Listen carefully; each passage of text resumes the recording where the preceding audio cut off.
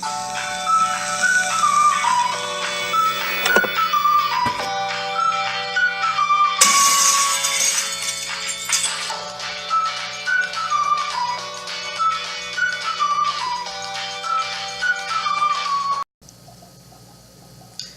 guys, welcome to Zone Cell Hobbies, and today we are talking about My Hero Academia, episode 21 of season 3. Oh my god, season 3, episode 21, guys, 21. You know how many episodes this season has? 25.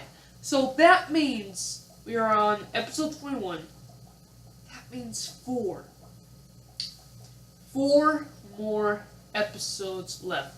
We got a countdown going for the last 4 episodes. Starting next week, I will be doing a reaction to every episode, and then I'm going to do a complete review for all 4 episodes the week after that, just to let you guys know. So I am so excited for this ending of the season.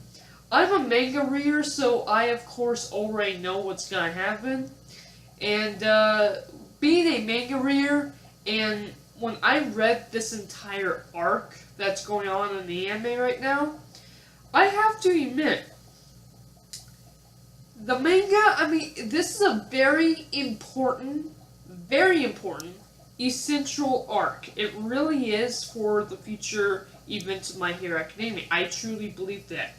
But this arc, it kind of felt like filler in the manga. It honestly did. Not that it was fillery, but it just flew by so fast. I read so fast. It was drawn so fast. I don't know. In the manga, it was just one of those throwaway arcs. You know, it's not a very memorable arc in the manga. However, in the anime, what they've been able to do with these characters, what they've been able to do with the other characters, adding in a little bit more filler, a couple more scenes to really get to know what these characters are going through and give them some sort of arcs throughout this entire part of the story, has just been incredible. And especially in episode 21, when we have Todoroki, and I can't remember the guy's name, but it's the guy with the wind powers, and I know, everybody likes to bring up Avatar, right? We got wind, we got earth bending, we got water, ice bending, and we got fire bending, which is of course Todoroki, or I guess you could also say Bakugo, but Bakugo didn't play a very large role in the story at all, or at least in this episode at all. But let me get into this. Oh my god. I just love how they did this. Like, I know, when I read the manga, I know the Wind Guy's backstory. I knew that he didn't like Todoroki. Well, he didn't like Todoroki's dad because he apparently wanted to get some autograph, but after meeting Endeavor, he found out that there are some people out there that are just not what you think they are, and he couldn't handle that. And when he found out that Todoroki was the exact same way, he figured he didn't want to go to UA. And watching it in the anime is so much better than the manga for this arc right now, I swear. The way the actors did, the way the animation was, the way the facial expressions of the kid, it just led so much more to the story. I really felt for this guy more than I did in the manga, and it's just fantastic. And of course, they're going up against the amazing, absolutely terrifying pro hero, who is, I believe it was number 10. I believe he's the 10th greatest hero in the world of My Hero Academia, Granorka. Oh my god, Granorka. You know what? I never knew his powers in the manga. I could never figure out what he actually was able to do in the manga, but now that again we have it in the anime, it just works so much better. I really like his design, I really like his powers, and he really does look like a villain. You gotta fix the villain take, but of course you gotta realize that this is actually a superhero. He's number 10 on the greatest hero in My Hero Academia. Number 10. Number 10. That's right, he's in the league with All Might, with Endeavor. Come on, give him a hand. He's incredible in this show. Definitely. And he just poses he poses as such an intimidating villain. It's really fun to watch him work. You know what? I will say this though. Compared to All Might trying to be a villain, God, he's got works to do, because All Might trying to be a villain. Remember in season 2, All Might was pretending to be a villain, going up against Bakugo and Midoriya. Oh my God! Just imagine this. If that was All Might being the villain, just imagine this for a second. Instead of getting Orca, it was All Might versus all of these kids.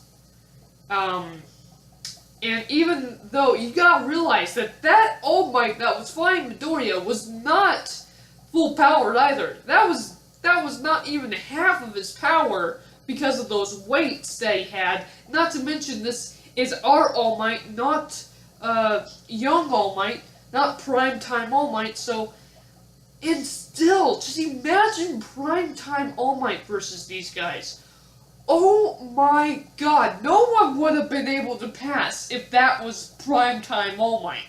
No one would be able to even land a fist on him. Just the thought of that is incredible. And the fact that all of these kids, Midoriya, Todoroki, all of them, they're still kids. They have powerful quirks and everything, but they're still kids. And it is just so cool to see them actually be able to put up a decent fight against Grand Orca, especially because even Aizawa said it himself, that even for a regular just pro hero, just a basic pro hero, if given this test, would not be able to pass. Would not be able to pass. That is right, a regular pro hero, like say, let's go with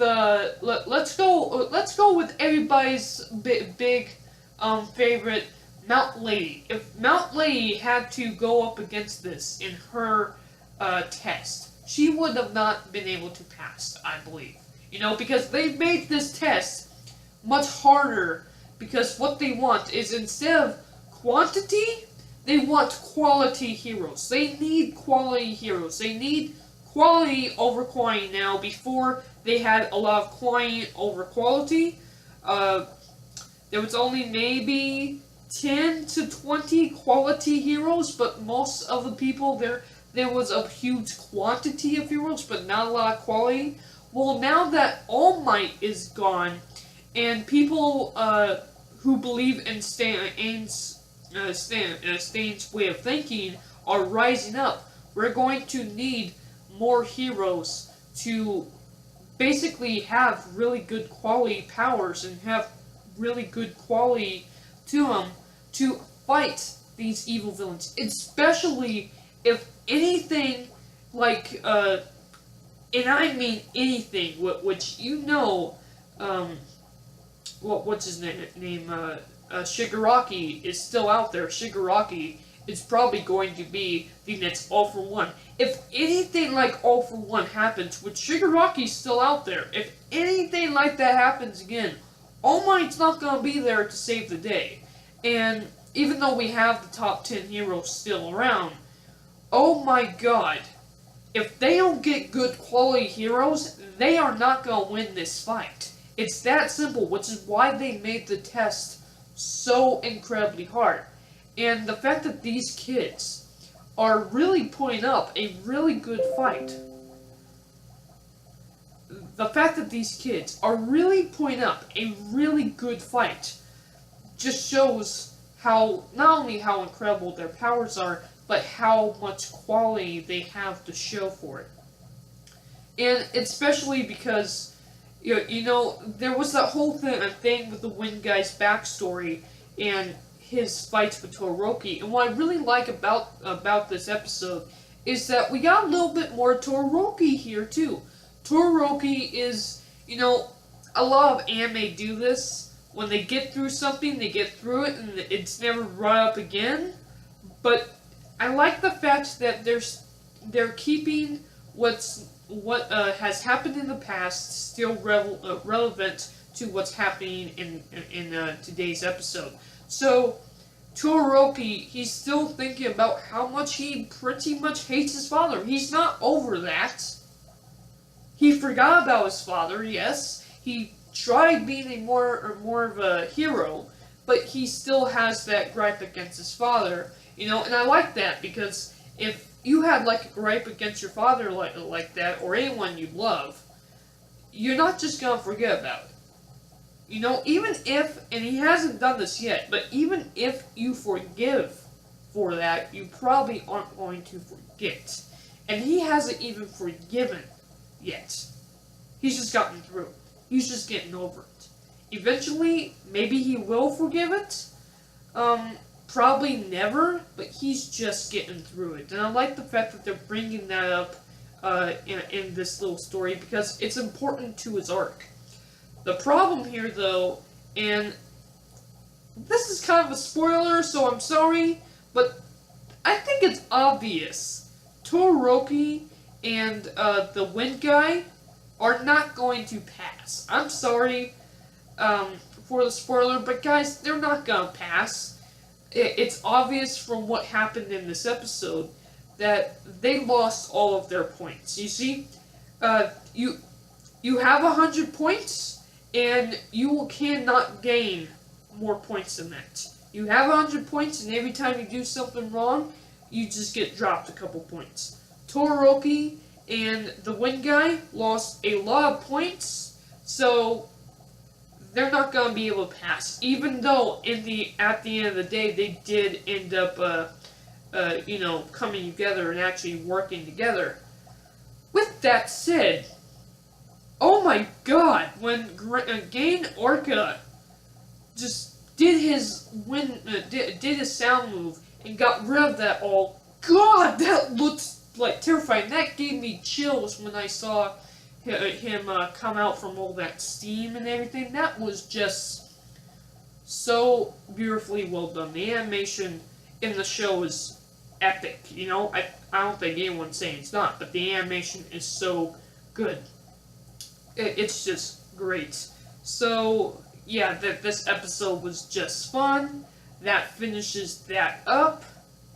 Let me talk about episode 20 for a second, because I didn't do a review for episode 20. So, episode 20 was that filler episode, and I'll be honest, that entire episode, 90% of the time, I was lost, and the other 10% of the time, I knew that this was leading into the movie, and it was pretty good. That episode, technically, it would take place because it's supposed to lead up to the movie of My Hero Academia, which is going to be canon.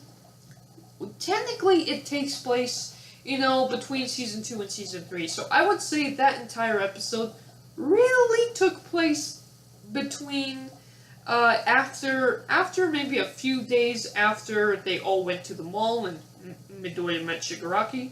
And then a few days later, they go to, of course, Island for the movie. They come back, and that would start Season 3 with them going on the field trip and everything. So yeah, this is going to be absolutely fun. I cannot wait to see this movie. I probably won't be able to see it until it comes out on DVD. I'll probably either have to buy it off Amazon and watch it, or I'm hoping that Crunchyroll may house it, but I simply don't know. I have to see this movie. I have to see this movie. This is going to be absolutely incredible. It's canon. And I really like the fact that they had this episode that led up to it. With that said, it felt like an OVA. Remember, they had a bunch of those OVAs for My Hero Academia. They were fun, they were short, but they didn't really feel like a large part of the story. Same thing with this episode. I know it had a bunch of stuff that led up to, it's leading up to the movie, but I swear, 90% of the time, I was lost during that entire episode, and I'm glad that little filler episode's over. With that said, if we have 25 episodes every season, I don't want any more. I don't want them to do more than 25 episodes a season, and here's the reason why. Because of how great their quality is. The more episodes they have, the less and less quality they're going to be able to put into their episodes. So I like the fact that they're going to do 25 episodes. I hope they just stick with 25 episodes a season. And I really wouldn't mind them having maybe 2 or 3 episodes of filler every season. I don't think that would be the worst thing on earth. Do you guys? Let me know about that in the comments below. But let me know in the comments below, what did you guys think about this episode? I thought it was fantastic. Episode 21 with Gang Orca. I keep calling him Gran Orca. It's Gang Orca. I think it was absolutely awesome. And that's all my thoughts. So remember, next week I am actually going to be doing a reaction to episode 4, 5, and I'm just going to keep doing reactions for the last 4 episodes of My Hero Academia. Then I'm going to do a 5th video, which is going to do a hole-in-one last review for the entire season. So that's going to be fun. Thank you guys for watching, and I'm out.